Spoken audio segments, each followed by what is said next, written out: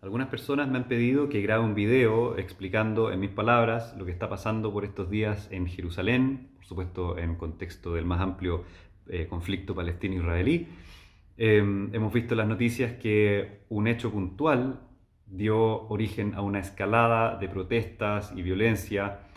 a un punto que no hemos visto en esa zona durante 2 décadas prácticamente. Hemos visto este nivel de movilizaciones y turbulencias en Gaza en las últimas 2 décadas, pero no en Jerusalén. Así que la situación está bastante compleja, puede que siga escalando en los próximos días.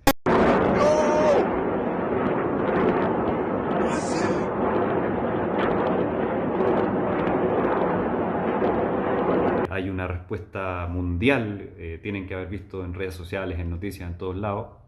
así que no es menor. Este video lo quiero dividir en 4 partes. En primer lugar, hablar un poco del hecho puntual que originó el problema. Luego, analizar por qué en estos días específicos estamos viviendo días, momentos especialmente tensos, sensibles, y por qué esto ocurrió en un momento, por decir, desafortunado, lo cual explica que haya escalado la situación a este punto. Y en la tercera parte quiero explicar un poco de la logística, de la violencia, quiénes están atacando desde dónde, quiénes defienden desde dónde, en qué lugares chocan, digamos, las personas que se enfrentan. Y por último, hasta ahora todo ha sido, quiero decirlo de la manera más descriptiva posible, y en el punto cuarto quisiera analizar un poco, discutir, abrir las preguntas más que nada para que ustedes en la casa tomen sus propias decisiones y lleguen a sus propias conclusiones, pero abriendo las preguntas de cuáles son los problemas que están dando origen a esto, quiénes son los posibles culpables, de qué manera esto se podría solucionar, etcétera. Entonces, el problema puntual. Lo primero a tener en cuenta es que Jerusalén ha cambiado de manos en el último siglo por lo menos 4 veces. Lo más importante a entender es que hoy día Jerusalén se entiende como una ciudad dividida en 2 lados, oeste y este. Típicamente el lado este se considera el lado más árabe, el lado que los árabes palestinos quisieran conservar como la capital de un futuro Estado palestino, y el lado oeste es el que ha desarrollado más la parte israelí, la parte judía, toda el área moderna, digamos, el epicentro de lo que ellos llaman la capital de Israel está en Jerusalén oeste. Pero en la práctica tienen que entender de que todo este municipio, llamémosle, de Jerusalén, está en la práctica controlado por Israel, ¿ya? Esto desde la guerra del 1967, la guerra de los 6 días. Pero los árabes consideran que la presencia israelí en Jerusalén del Este es territorio ocupado. Pero Israel dice de que no, esto en realidad es parte íntegra de la ciudad unificada de Jerusalén. La división este y oeste viene más que nada del periodo entre 1949 y 1967, en la cual la parte oeste estuvo bajo control exclusivamente israelí, y la parte oriental estuvo bajo control exclusivamente de Jordania. Por lo tanto, se mantuvo un carácter árabe en esa parte de la ciudad en ese periodo que duró prácticamente 19 años. Esta división, antes de 1948, no existía. Y eso es lo importante a tener en cuenta hoy día, que Jerusalén era una sola entidad durante el mandato británico y durante el periodo de dominio otomano, por lo que los judíos que compraron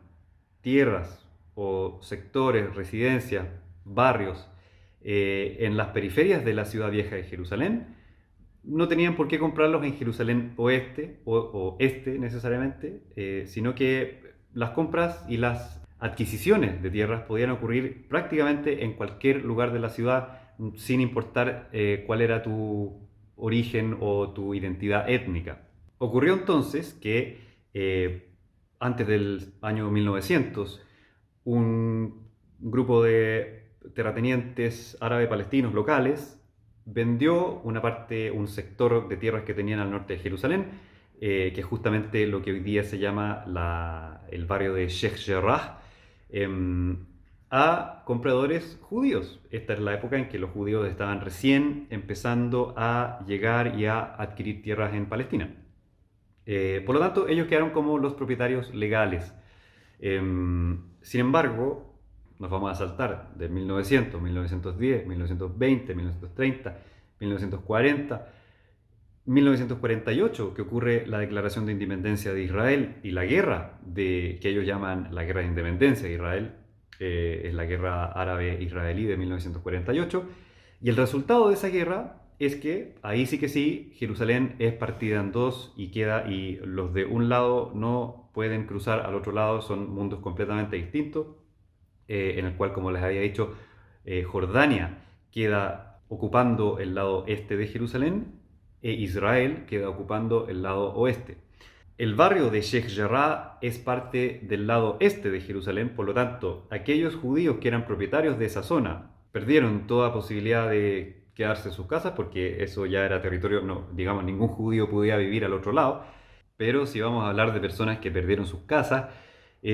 obviamente el principal problema de personas desalojadas y personas en calidad de refugiados fueron, por supuesto, los árabes palestinos. Muchos árabes palestinos que vivían en la zona que después se convirtió en Israel, porque alcanzan un número de más de 700.000 personas, y eso es lo que se llama la Nakba de los palestinos, la gran catástrofe. Justamente Jordania tomó algunas de estas familias de refugiados palestinos y los ubicó en el barrio de Sheikh Jarrah al norte de Jerusalén y los puso en casas para que vivieran ahí. Súper bien, perfecto. El problema es que Israel luego va a avanzar hasta ocupar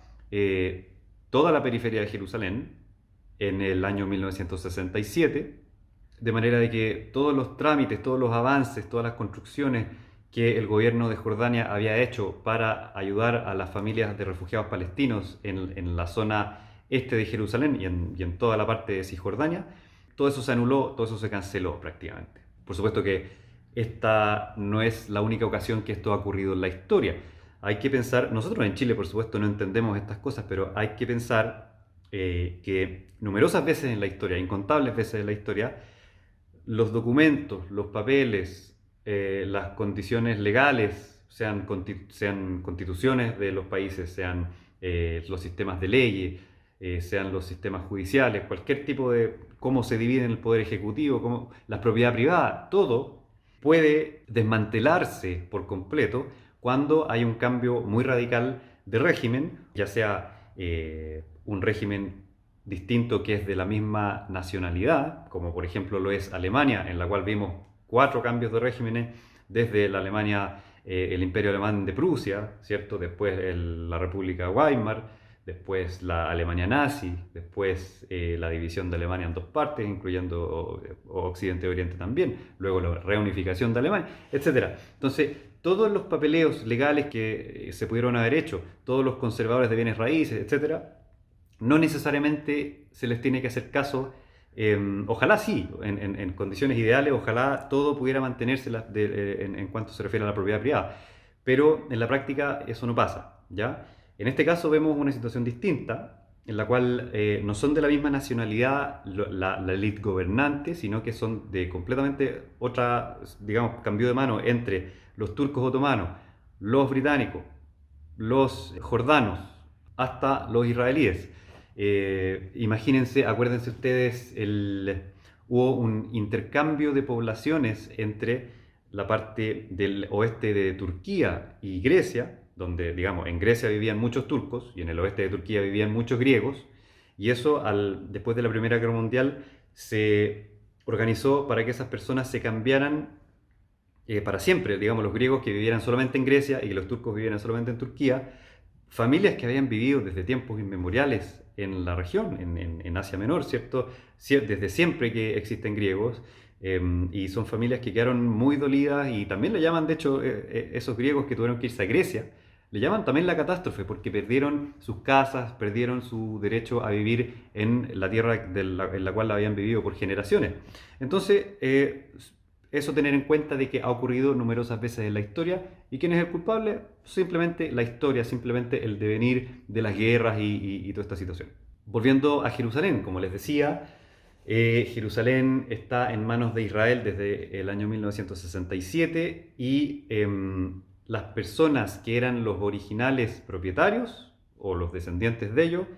eventualmente parece que vendieron esas tierras a asociaciones de colonos judíos, que justamente son esos colonos judíos los que quieren vivir más en Jerusalén y más en los territorios palestinos, son los más de ultraderecha, son los más fanáticos, entonces son las personas más complicadas que uno puede tener en íntimo contacto con los árabes palestinos del otro lado. Entonces es una situación súper compleja,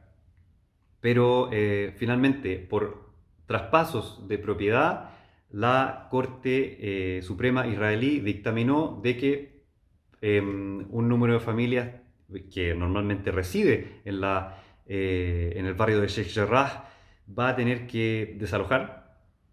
para que esas casas sean ocupadas por colonos judíos israelíes. Entonces, para todos los efectos, en cualquier otro lugar del mundo, en cualquier otra situación, esto sería un problema legal de bienes raíces entre partes privadas, pero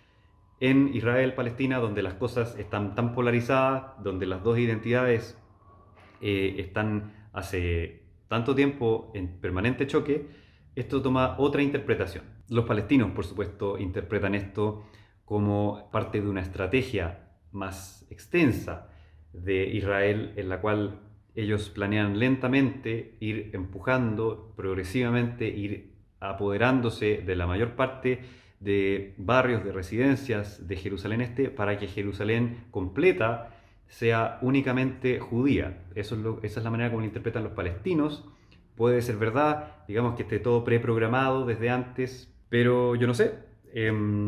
No es fácil saber cuáles son los designios de los altos comandos de los gobiernos, ¿cierto? Entonces yo no voy a entrar en especulación, pero sin duda eso es lo que parece, ¿cierto? Pareciera que persistentemente Israel tiene una estrategia de querer ir empujando, ir votando a los palestinos, al menos de Jerusalén, si es que no de toda el área de Cisjordania. Vamos al punto 2. ¿Por qué es este un periodo específicamente sensible, un momento desafortunado? En primer lugar, esto empezó a ponerse más serio el viernes de la semana pasada, que era el último viernes, que el viernes es el día sagrado de los musulmanes, el último viernes de Ramadán. Por lo cual, además, se hacen comidas para romper el ayuno en la noche, y típicamente hay mucha más gente reunida en las mezquitas, especialmente la mezquita de Al-Aqsa en Jerusalén. Entonces, ya por el hecho de que hay mucha más gente reunida en este lugar, es que las turbulencias pueden darse con mayor facilidad. Está en el pensamiento musulmán de que Jerusalén también es sagrada y que Jerusalén pertenece de alguna manera a los árabes, a los musulmanes, y por eso que también aumenta la sensibilidad de la situación. Por otro lado, se acerca el día de la Nakba, el día que se conmemora con tristeza, ¿cierto? La Nakba palestina, que es el 15 de mayo. Y en tercer lugar, hoy, lunes, que no cae en el mismo día todos los años, porque el calendario hebreo tiene algunas diferencias, tiene un desfase con el calendario que nosotros usamos, pero es el día que ellos llaman Yom Yerushalayim, el día de Jerusalén, casualmente, lo cual celebra ese día en la guerra de los 6 días, en 1967, en la cual los israelíes ocuparon, tomaron, ellos le llaman recuperaron Jerusalén. Celebran la reunificación de Jerusalén Este y Oeste. Las celebraciones son bastante de un tono bien nacionalista, llevan a Jerusalén banderas israelíes del blanco y el azul, ¿cierto? Con la estrella de David. Eso se ve con mucha intensidad, y especialmente van grupos de bastante politizados a la derecha, que les gusta mostrarse, les gusta, y es casi una burla para los palestinos en realidad el Yom Yerushalayim. Para muchos judíos es algo espiritual, porque yo les he explicado en repetidas videos de que Jerusalén es parte cardinal de la identidad judía, pero estos personajes que son los más politizados de derecha llevan estas banderas casi como, realmente se siente como una burla de mal gusto, como sacar pica, por decir, o sea, en buen chileno.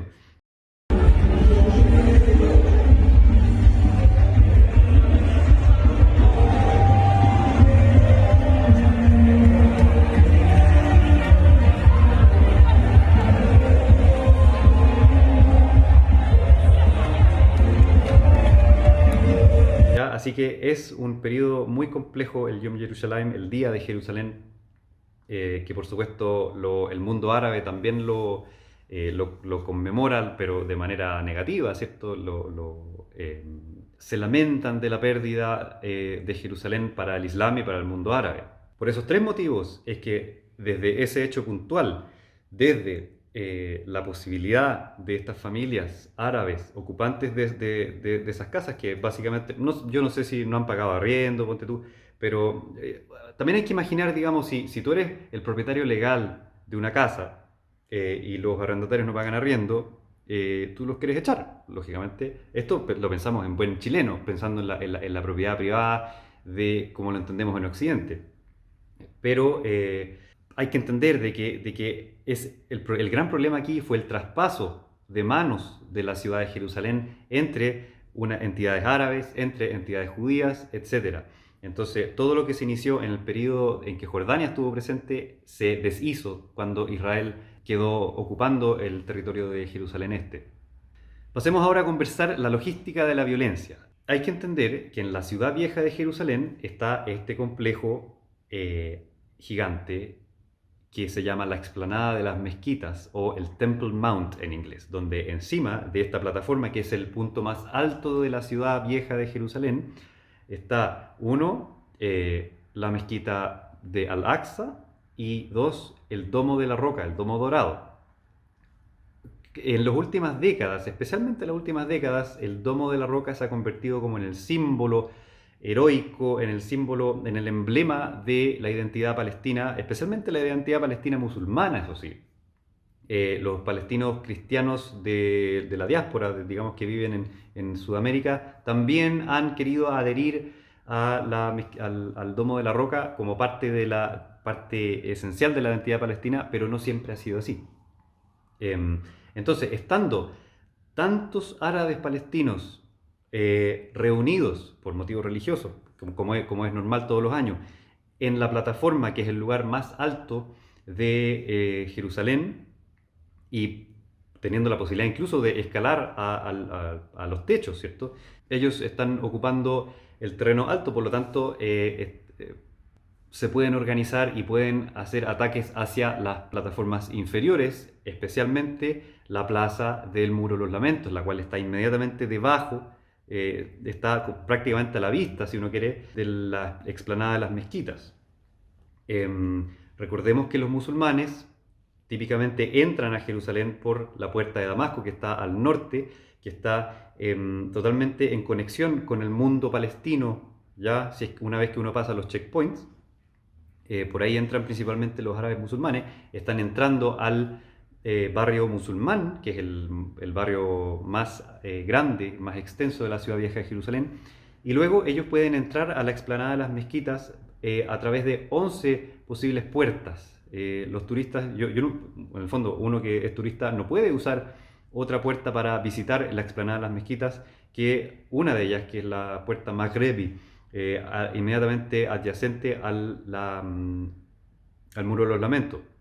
Entonces llegan, por ser el último viernes de Ramadán, llegan miles prácticamente de musulmanes a rezar en la mezquita, en la explanada. Es un lugar de encuentro, es como un verdadero mall, por decir, donde está toda esta gente reunida arriba y pueden... ¿Quién empezó la violencia? No sé, yo no sé, pero pueden, si es que quieren tirar piedra, pueden, si es que quieren empezar todo tipo de turbulencia, y por supuesto que la policía israelí, que es la que está a cargo de la seguridad en Jerusalén, va a responder, y va a responder con lo que tiene, y típicamente eso es,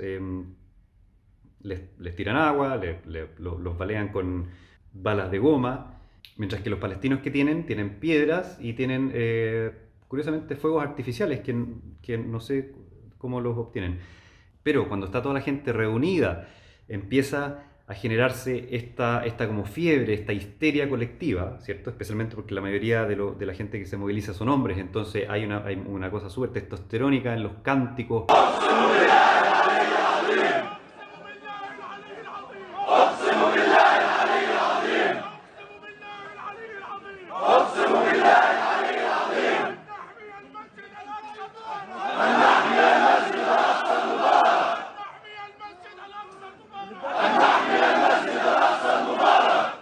En el fondo ocurre lo mismo que ocurre en el estadio con la garra blanca y empieza la violencia, empieza a escalar la violencia cuando el partido está siendo ganado por el equipo contrario.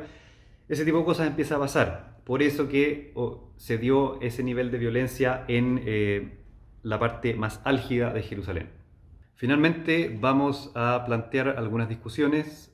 Por ejemplo, se habla mucho de que esto es el resultado de un régimen de apartheid, de que existen leyes de apartheid. Yo no soy experto en ese tema, yo no voy a emitir opinión al respecto, no sé de apartheid, no sé de ley internacional. Lo que sí, por ejemplo, les puedo contar de que por qué resulta que ahora se les dio el derecho a los propietarios antiguos judíos a recuperar sus casas en el barrio de Sheikh Jarrah, porque en algún minuto se emitió una ley que permite a los antiguos residentes, propietarios de inmuebles en el lado este de Jerusalén, a que puedan volver a ser los propietarios y volver a ocuparlo. Pero curiosamente no se promulgó esa misma ley en espejo por el lado contrario, si es que se le permite a los árabes que se quedaron sin su casa, sin su propiedad, de la cual eran propietarios en el lado oeste, en Israel, si es que se les permite a ellos volver a sus casas. Entonces ahí vemos de que se promulgan leyes que son asimétricas, por decirlo de alguna manera. Aunque también tener en cuenta que de haber dado resultado los tratados de Oslo, entonces los palestinos habrían tenido su propia entidad estatal, su propia entidad que los represente, en vez de tener que depender de estar bajo ocupación de Israel. Lo otro a tener en cuenta es que la policía, que son las fuerzas de orden público en Jerusalén, tienen una evidente tendencia a arrestar, lo cual significa crear hojas de vida criminales a los palestinos que están haciendo disturbios, violencias, qué sé yo. Pero este trato no es el mismo con los judíos, especialmente aquellos que son más violentos, los que hacen más desorden, los que se les escuchó en algún minuto cantar muerte a los árabes, ¿cierto? Que son los más fanáticos, que son estos colonos de ultraderecha. A ellos, si es que se les pilla haciendo disturbios, violencia, no se les trata de la misma manera, no son arrestados y no se les abren hojas de vida criminales. Entonces ya hay un evidente trato asimétrico también. No sé si todo esto es apartheid, yo no soy el que voy a opinar de eso. A mí me da mucha tristeza ver lo que está pasando, pero por otro lado, ya vemos de que los palestinos están ya sea bajo el régimen de Hamas o el régimen de la Autoridad Nacional Palestina, que representado por el Poder Ejecutivo Mahmoud Abbas, el cual lleva pero décadas en el poder. Quizá llegó la hora de que los palestinos, el pueblo propiamente tal, se movilice y pida cambios, y que por fin, porque esto de cualquier otra manera, si es que esto no pasa, porque acaba de explotar una válvula en el fondo y algo que ha estado estático desde los años 90 y quizá llegó la hora de que ocurran cambios y quizá por fin el pueblo palestino, desde el pueblo genuino y no desde estos líderes como Yasser Arafat, que para muchos es un héroe absoluto, ¿cierto? Pero quizá ellos con una verdadera democracia por fin, quizá pueden elegir qué es lo que va a pasar, a qué líder elegir, qué tipo de elecciones van a haber, si que le quieren dar un giro más islamista a su Estado, lo cual hay muchas posibilidades de que eso ocurra, o un giro más nacionalista laico, lo cual en mi opinión sería lo más recomendable. Así que quizá puede que esto no termine tan mal. Voy a insertar una corrección del video de ayer, porque ayer cuando grabé el video me aventuré a decir de que quizá no necesariamente el resultado de esto podía ser malo, esto en base a que vi unas marchas pacíficas que hicieron los palestinos, pensando en que quizá el resultado final de esto podía llegarse a nuevos acuerdos, se le podía quizá dar el brazo a torcer a Israel en cuanto respecta a la toma de territorios, a los asentamientos en Cisjordania, y por otro lado que los palestinos empiecen a darse cuenta de que lo que está podrido en el Estado de Palestina justamente son los políticos, son los gobernantes, ya sea Hamas o sea Fatah, y quizá que fuera hora para un nuevo pacto entre el pueblo y el Estado palestino, un nuevo modelo, ya no tan basado en la OLP de los años 70, donde se endiosa a estos luchadores, a estos Yasser Arafat, etcétera, sino que pensé que se podía llegar a un nuevo modelo más dispuesto a conversar, más dispuesto a sentarse, a llegar a acuerdos de paz, etcétera. Pero después de lo que ha pasado hoy día, con la cantidad de cohetes que han caído sobre la zona central de Israel, y por supuesto que hay represalias, por supuesto que hay cohetes cayendo sobre Gaza también, hay muertos a ambos lados, y todo parece de que nuevamente la situación se va a superpolarizar, y estamos ante una situación crítica, muy triste, muy difícil, y con altas probabilidades de que en las próximas elecciones palestinas el resultado sea más islamista, más Hamas, lo cual no son buenas noticias. Así que con mucha pena vamos a cerrar el video aquí, nos vemos, chao.